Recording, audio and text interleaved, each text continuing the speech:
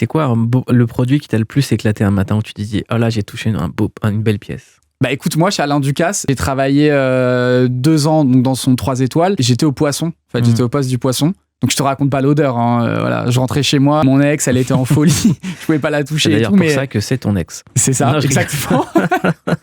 C'est vrai.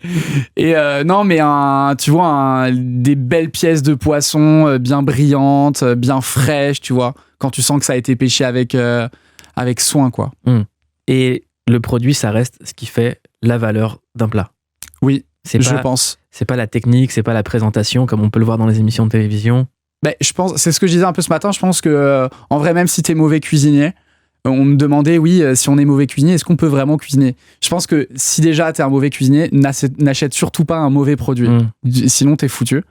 Et je pense que oui, c'est la base, quoi. Et un produit de saison. Si tu cuisines une mauvaise tomate en plein hiver, ça sera pas bon, c'est sûr. Mais alors, le conseil pour quelqu'un comme moi, qui n'a pas du tout la culture du produit, où trouver des bons produits quand on s'y connaît pas?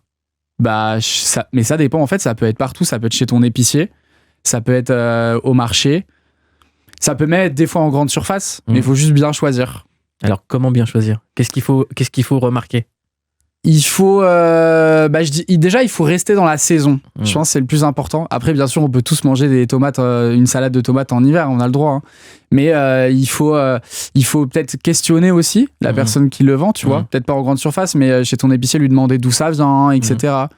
Des fois le bio ça peut aider aussi, pas tout le temps, mais je pense que ça peut des fois aider. Donc questionner, poser des questions, discuter, en fait créer du lien social autour. Exactement. de l'achat de sa nourriture. Exactement. Et puis se renseigner aussi. Tu vois, peut-être, je sais pas, quand tu rentres dans un marché et que tu vois telle tomate, tu peux rechercher aussi maintenant avec le smartphone. Enfin, on peut rechercher en 2 secondes tout ce qu'on veut. Tiens, cette tomate, je sais pas, tomate cœur de bœuf, tiens, est-ce que c'est bien ou quoi? Ça te dit direct. Donc, cultiver sa curiosité. Ouais.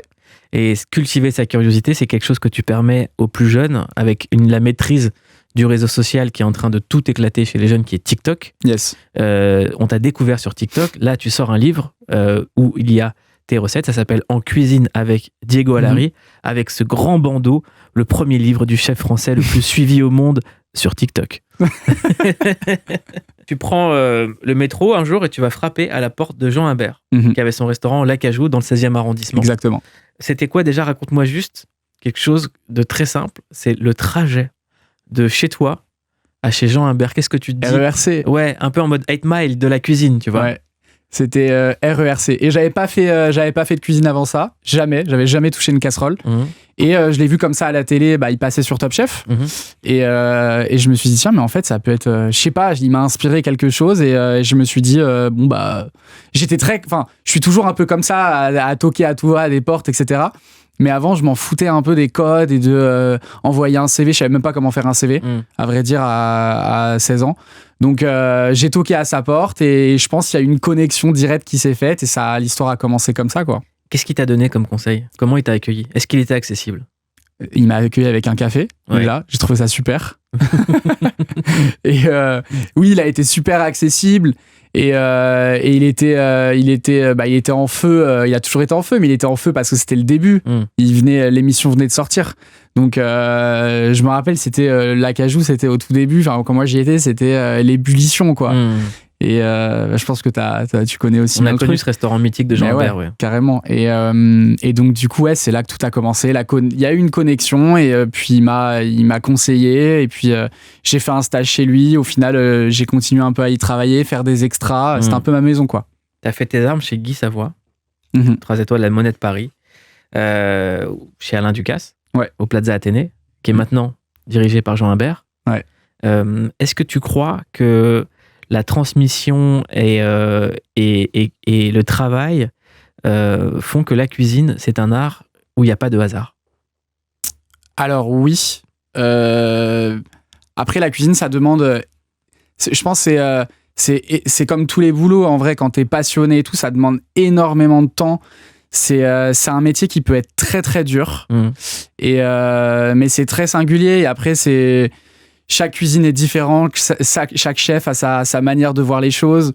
Parfois, c'est beaucoup plus de pression. Parfois, c'est jamais.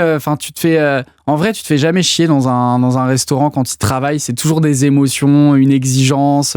Tous les jours, c'est différent. Les produits que tu reçois. T'as l'amour aussi du produit. Quand tu reçois un beau poisson le matin, des fois, ça peut être même jouissif, des trucs comme ça. Le monde de la cuisine est en train de changer, là, avec les nouvelles générations. Qu'est-ce qui va différencier ta génération de celle de chefs qu'on a connue?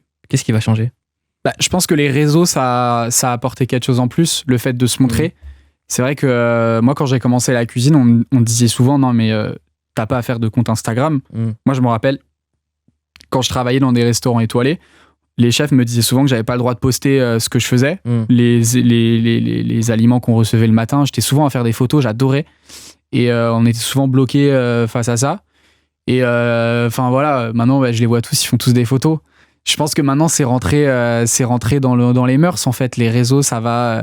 Il faut partager, il faut. Je pense la musique aussi, ça a ouvert les esprits. Les tatouages, maintenant, t'es cuisinier, t'es tatoué, tu fais ce que tu veux, quoi. Si t'as envie de pas être tatoué, c'est comme tu veux. Et TikTok, en quoi c'est une révolution par rapport à Instagram, Twitter, Facebook, Snapchat? Alors, je dirais que c'est plus créatif. Je pense qu'il y a un esprit plus de création sur TikTok. C'est pas vraiment un réseau où tu peux parler, discuter avec les gens. C'est plus un réseau où tu partages une vidéo, que tu crées quelque chose, tu suis les tendances. Et ça a amené, un truc en plus. Et moi, quand je suis arrivé sur TikTok, il y avait personne en cuisine. Il y avait pas beaucoup de chefs, surtout en France. Donc, je me suis tout de suite mis dans le truc et j'ai essayé d'amener une nouvelle façon de filmer, de mettre les gens, de faire comme si les gens étaient en train de cuisiner à ma place, quoi. Qu'est-ce qu'elle a de magique, cette application? Parce que tous les gens qui utilisent TikTok sont incapables de revenir sur Instagram ou sur Facebook. On a l'impression qu'il y a encore quelque chose qui s'est passé. Moi, je pense que c'est la diversité du contenu que tu peux avoir sur TikTok qui est vraiment différente d'Instagram. L'algorithme, je pense, ne fonctionne pas pareil. Comment il fonctionne? Ah, ça, j'en sais rien. On sait pas, ouais. Non, ça, je sais pas, c'est un secret. Mais je pense, c'est différent. Sur Instagram, tu peux plus tomber... Après, c'est très bien. Moi, j'utilise aussi Instagram. Je mets des reels sur Instagram, ça marche très bien aussi. Mais sur Instagram, tu tombes plus sur les trucs que tu likes, en fonction de ce que tu likes, etc. Et sur TikTok, tu peux tomber sur des trucs, mais what the fuck. Et des fois, tu te dis, mais qu'est-ce que c'est? Et en fait, tu réfléchis et tu te dis, mais ah ouais, en fait, c'est sympa, c'est marrant et tout. L'humour peut être noir, l'humour peut être, je sais pas, décadent. Enfin, il y a des trucs vraiment cool. Et j'ai l'impression que sur TikTok, il y a ce truc qui est en train de pourrir, qui a pourri Twitter à vie, qui est aussi sur Facebook et qui commence à arriver sur Instagram, la haine en ligne. La haine en ligne, j'ai l'impression que TikTok, c'est un espace encore un peu safe, où on est protégé.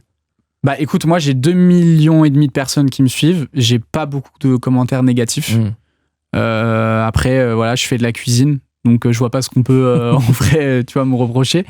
Mais oui, écoute, moi, pour l'instant, j'ai pas été touché, ni tous les... On a déjà vu des cuisiniers ou des pâtissiers se retrouver dans la sauce, sans mauvais jeu de mots.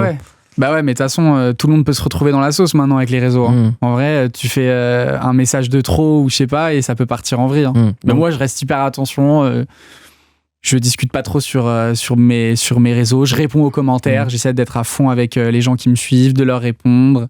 Mais voilà. En tout cas, apprenez à vous protéger et à protéger vos proches des réseaux sociaux. Tu es d'origine portugaise et espagnole. C'est ça. T'as grandi en gardant en mémoire les repas du dimanche qui avaient lieu chez ta mère et ta grand-mère. Exactement. Les viandes grillées, l'odeur de l'huile d'olive, les poivrons, les tomates. Ouais, les bougnes aussi. C'est des petits beignets portugais. C'est quoi les bougnes? C'est des petits beignets portugais sucrés. Très très bons. T'as grandi dans cette ambiance-là. Plus jeune, toi, tout ce que tu voulais être, c'est footballeur. Donc t'allais dans un centre de formation. Le matin, école et le soir, entraînement. Est-ce que là, ça t'a donné la rigueur pour être cuisinier? Oui, une petite rigueur. Ça m'a entraîné, on va dire, je pense. Se réveiller tôt le matin, s'entraîner. S'il n'y a pas d'entraînement, ça marche pas. Donc, je pense que c'est ça, ça m'a surtout appris ça. Est-ce que l'esprit de compétition qu'a un sportif, on le retrouve dans la cuisine? Oui, carrément. À certains niveaux, ça dépend si c'est en grande brigade ou si c'est dans un petit restaurant. Mais carrément, il y a toujours un esprit de compète, toujours. Est-ce qu'être un chef, comme tu l'es, c'est un sport collectif? Oui, la cuisine, c'est un sport collectif. Je pense, en vrai, ce qui résume bien le truc, c'est... tout seul, on va plus vite, mais ensemble, on va plus loin. Et c'est vraiment, dans la cuisine, c'est vraiment le cas. On a besoin de se reposer sur les autres. On a besoin de se reposer, on a besoin de déléguer aussi, d'avoir confiance aux gens. et d'avoir une belle ambiance. Je pense que c'est important. D'accord. Tu te blesses au sport et là tu décides quoi? Je me blesse au sport. Ensuite, je décide pas grand chose. Je pense qu'il y a eu 1 an où j'ai un peu divagué. Déjà, j'ai pas pu marcher pendant 1 an. Une année où tu étais immobilisé. Ouais, j'étais 6 mois en fauteuil roulant et après, j'ai dû me retransférer un peu sur l'école du coup parce que ça m'est arrivé très très jeune. Et donc du coup, moi l'école ça marchait pas du tout. Je savais pas trop quoi faire. Du coup, ça partait un peu en life à une période un peu en bêtise, etc. Et un jour, ma mère, on a parlé de cuisine, je sais pas, et je me suis rendu compte que ouais, ça pouvait grave être ça. Donc j'ai fait des démarches et tout, et j'ai commencé à faire une école de cuisine. Puis au début, je me rappelle, moi j'ai arrêté l'école en 4e. Et le collège me disait non mais tu vas pas aller en CAP, pour eux c'était catastrophique et tout, je m'en rappelle, à Ivry-sur-Seine.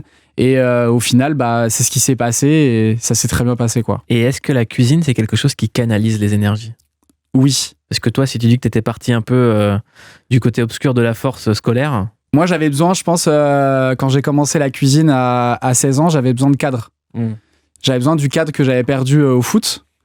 Et d'avoir un peu... moi, j'ai toujours eu des éducateurs avec moi, j'ai toujours eu au collège, j'avais toujours une personne qui était référent avec moi et qui m'aidait, et c'est ce que un peu j'ai retrouvé et aussi dans le foot, les éducateurs sportifs, tes entraîneurs, et c'est un peu ce que j'ai retrouvé avec la cuisine, mes chefs de cuisine, mes profs de cuisine, tout ça.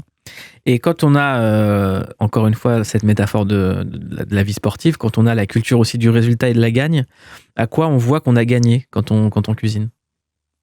L'émotion, je pense. Le fait de se sentir... déjà, le retour d'un client, ça peut être ouf, ça peut être jouissif même, un bon retour. Et le fait, et puis quand tu commences la cuisine, quand tu apprends, le retour de tes chefs. En général, quand les chefs te disent rien, c'est que ça va. Est-ce qu'un resto, quand on est chef, un resto où les gens parlent pas et disent juste c'est qu'on a gagné? C'est-à-dire que les gens racontent pas leur life. Oui, je pense en vrai, c'est pas tout le monde qui dit c'est super bon à tout va. En vrai, c'est super. Ça peut être très bien. C'est la meilleure des victoires, en fait. Ouais, carrément. Parce que souvent, les restos où les gens font du bruit, rigolent, c'est qu'ils mangent pas des trucs terribles. Non, je pense que si tu passes un bon moment, c'est bien, c'est bon signe aussi, quand même.